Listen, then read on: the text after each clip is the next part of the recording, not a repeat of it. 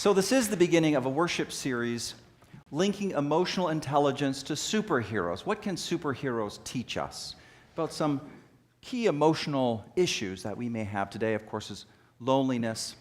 Next Sunday, I believe, we'll be taking a look at Wolverine. And then let's see, the Sunday after that is Zorro. I believe Zorro. And then after Zorro is Spider-Man. And then we close up with X-Men. And I'm just saying this only to encourage you to come dressed up. Because it's all her. She did this. So that's great. Do more of that. That's great. Wolverine next week. Reverend Rogers is preaching, so let's surprise him. Let's surprise him. There he is right there.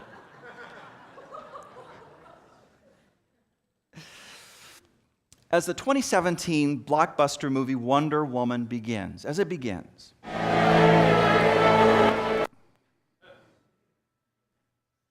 we can turn that off. Let's turn that off. We don't need that. So as it begins, we hear her exotic voice speak. She speaks of wanting to save the world, but learning things the hard way. When finally we do see her, it's the present day. She inhabits her Diana Prince persona.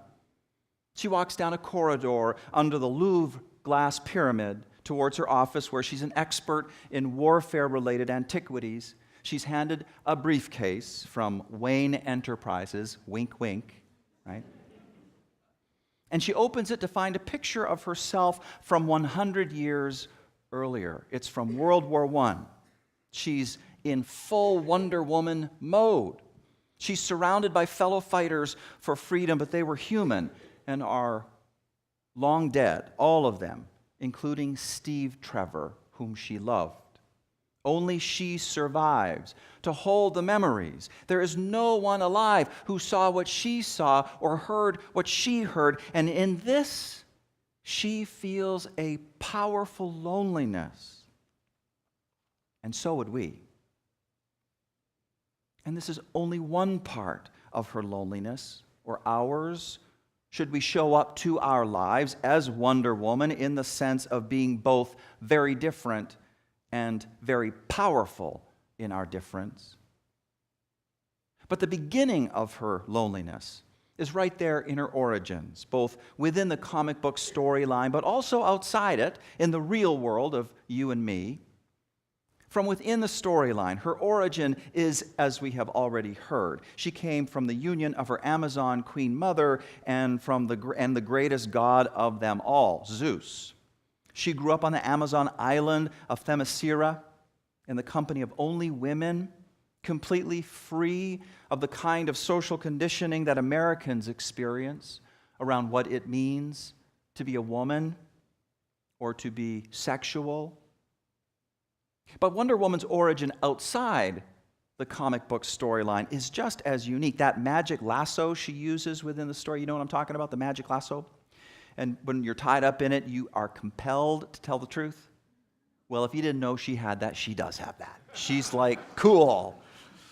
Well, you see, this is a tribute to Wonder Woman's creator, Harvard psychologist William Moulton Marston, who is credited with inventing the lie detector test. Do you see the connection? Isn't that cool?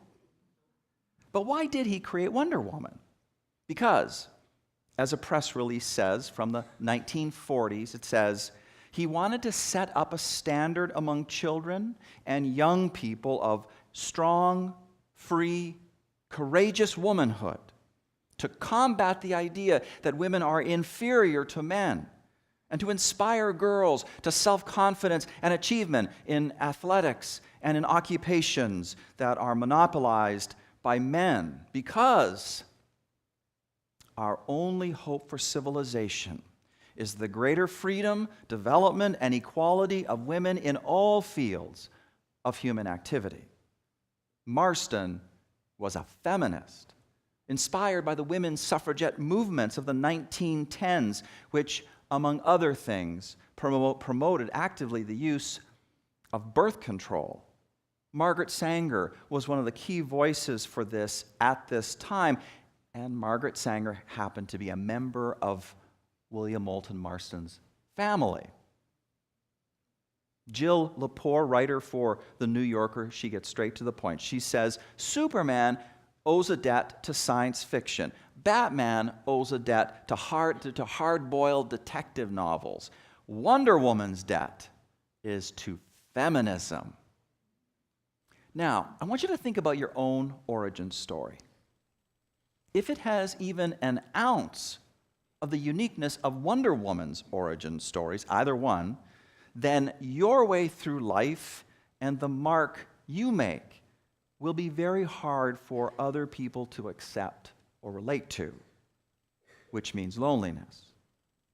And here are some of the ways that this plays out in Wonder Woman's world. Just two. From within the comic book storyline, we see this as the tension between her Amazon Queen mother and her Wonder Woman daughter, or the Wonder Woman daughter. Her daughter wants to go and save the world. The mother wants her to stay home. Now, no doubt the motivations of the mother are rather complex here, fearing for her daughter's safety, feeling threatened by her daughter outshining her, perhaps other motivations and justifications for what happened.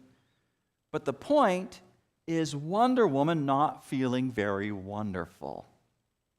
Wonder Woman feeling rejected because of her wonderfulness. Her mother, the Queen, says, "You know that if you choose to leave, you may never return." And Wonder Woman replies, "Who will I be if I stay?"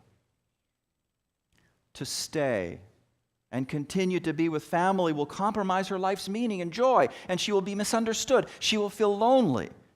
But to leave will be loneliness also. Yet another example of Wonder Woman's loneliness has to do with the circumstances surrounding the Justice Society of America. Now, I know some of you think Justice League, but this is before the Justice League. Justice Society of America, which was essentially a group of superheroes uniting in community for friendship and also for fighting the bad guys.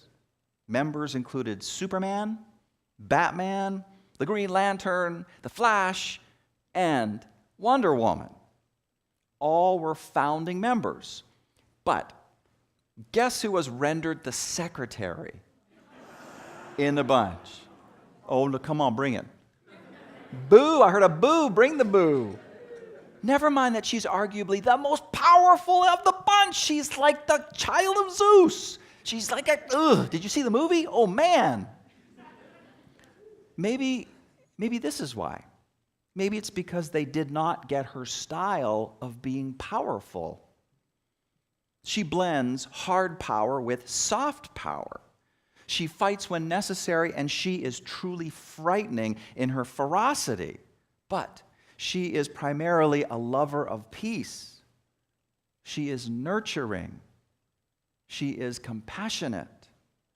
She prefers diplomacy to blunt bashing of her enemies. So, let's give her the secretary position. Show up like Wonder Woman to your life. Show up like she shows up to her life. And loneliness happens. You feel it. Ministerial intern Taryn Strauss, she showed up to her life like that in the guise of artistic director of Scapegoat Theater Company, which is a great name. She showed up. We heard her say, "I was battle ready." She even did this. Was that planned? You're going to do that? She showed up battle ready, controversy ready. She wanted to direct plays that would shake the audience out of complicity, out of behavioral patterns, out of ignorance. And she, as the leader she was lonely. Ended up lonely. On and on. It is what happens when you show up in your wonderfulness. Loneliness. It's 20th century writer John Steinbeck achieving public acclaim for books like The Grapes of Wrath. And he says, "The loneliness and discouragement are by no means a thing that has passed. In fact, they seem to crowd in more than ever. Only now, I can't talk to anyone much about them or even admit having them, because I now possess the thing that the great majority of people think are the death of loneliness and discouragement. Only they aren't. But now let me ask you this. What happens when you show up as a successful woman? Now, this one is complicated. Listen to the voice of Ciara Byrne in her fascinating article, The Loneliness of the Female Coder. I once was offered a job on a development team of 50 people where I would be the only woman.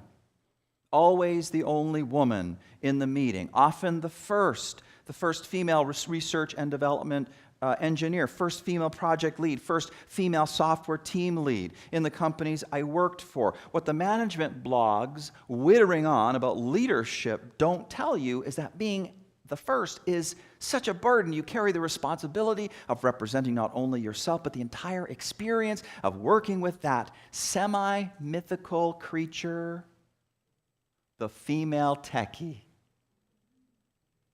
How many of you are female techies in the house? There's one right there. Semi-mythical creature. Who? Where else? There's one right there. Semi-mythical. 2 of them. Whoa! And oh, there's one. And there you go. We're doing pretty good. What? Where?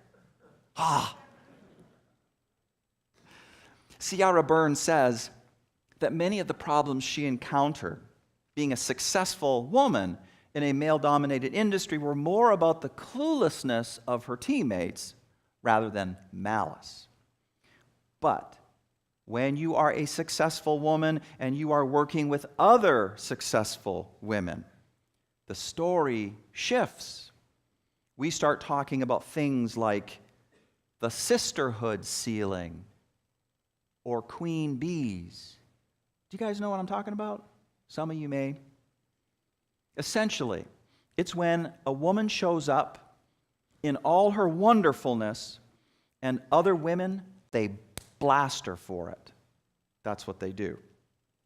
It's women patrolling other women for signs of excessive sexuality or ambition or aggression and so on. How lonely it can feel to be undermined by those who are supposed to be of your own tribe. How lonely. All of these are some ways we can show up as Wonder Woman to our lives, as a leader, as a success, as a successful woman, and loneliness. And this way as well, to show up to our lives as a feminist.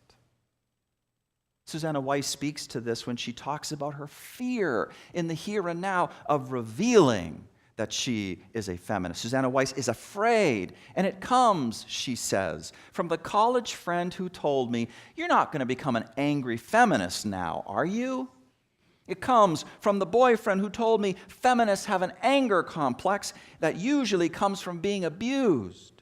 It comes from an extremely liberal friend I assumed was a feminist until she said, "No, I'm a people person, so I don't want to associate myself with a group that antagonizes anyone." It comes from the boyfriend who told me I was aggressively wary for pointing out a double standard in a movie. It comes from the commentators who left threats when I published an article about sexists online, on online dating sites. Now, this is all of 76 years ago from the time Wonder Woman first appeared in 1941 and telegraphed the essential message of feminism to the world, which is a hopeful message about women being able to be wonderfully, fully themselves, and men too. For feminism is about that as well. Male liberation from oppressive patterns that hurt women and rebound that hurt upon themselves. This reminds me of a t-shirt our associate minister Jonathan Rogers sometimes wears. The words on that t-shirt, "This is what a feminist looks like." Right? But I got to tell you, I wonder about the strange stares he gets. I'll have to ask him later. You should ask him later.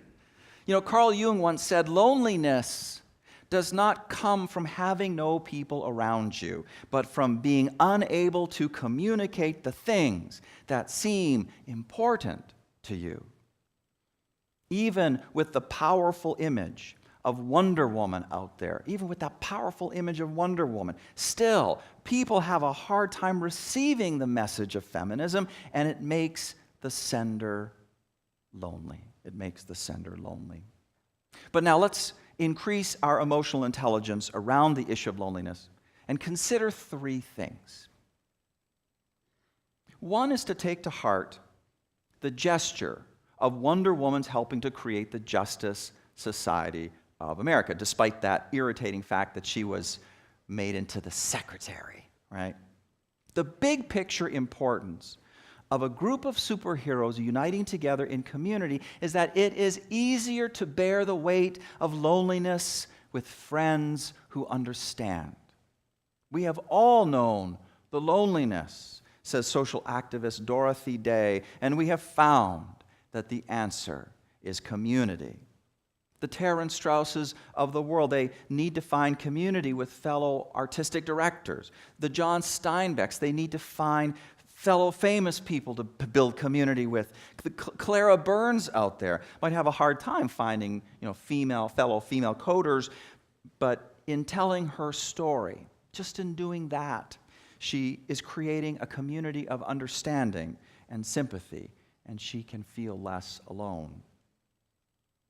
A second thing to consider is how sometimes the solution to loneliness is not a mere internal attitude adjustments. Sometimes you just have to change public policies and laws. That's how you get rid of the loneliness. I mean, go back to that issue of a woman showing up in all her wonderfulness and other women blast her for it. Now, research shows that this is not about women just being inherently catty or mean. That's where some people go when they hear all about sisterhood ceilings and so on. But no, research suggests because that women in the workplace hear messages constantly and they experience policies constantly that basically say to them their work is not valued. That it's going to be very hard for them to advance. That they have to sacrifice hugely important aspects of what it means to be a woman. For example, to have a child or to take care of a child or children. They have to sacrifice that in order to be viable on the job. No wonder there's such things as sisterhood ceilings and queen bees. Things feel scarce, and women are fighting to survive. And the result is betrayal by people who are supposed to be in your tribe, and that feels terrible. But the solution is not merely to buck up. That is not the solution. It is to change the nature of the workplace and all the policies and all the laws that create the scarcity, support the scarcity, anchor it, create a story of abundance where women's success is truly valued. That is what we need to do. And finally, to know this, that not all forms of loneliness are alike. Some kinds are about being so different from others that there is this yawning gap between you and them, and no communication gets across, or there's constant misunderstanding, or there's rejection. No doubt this is a part of what Wonder Woman in the movie is referring to when she says that she is learning the hard way what it means to be among humans and to save the world. That loneliness probably never goes away for her or for any of us who show up in all our unique wonderfulness. For all who are feminists, women and men alike, the loneliness doesn't go away. But there is an even deeper and more difficult form of loneliness. And that is the loneliness of self-doubt or self-contempt. When you're cut off from yourself, when something wonderful is stirring within you and wants out and you squash it down because you are afraid.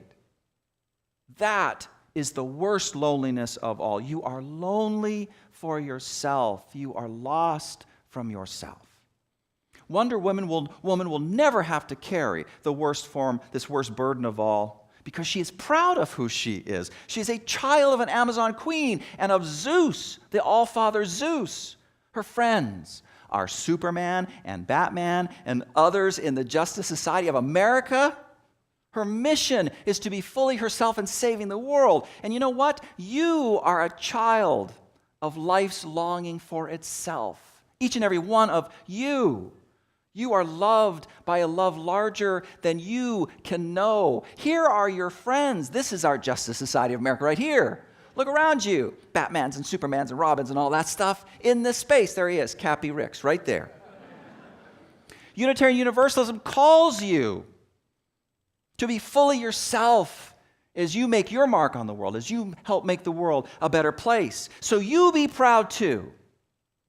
Don't let the worst kind of loneliness destroy you. Don't do it. Be wonderful. Amen.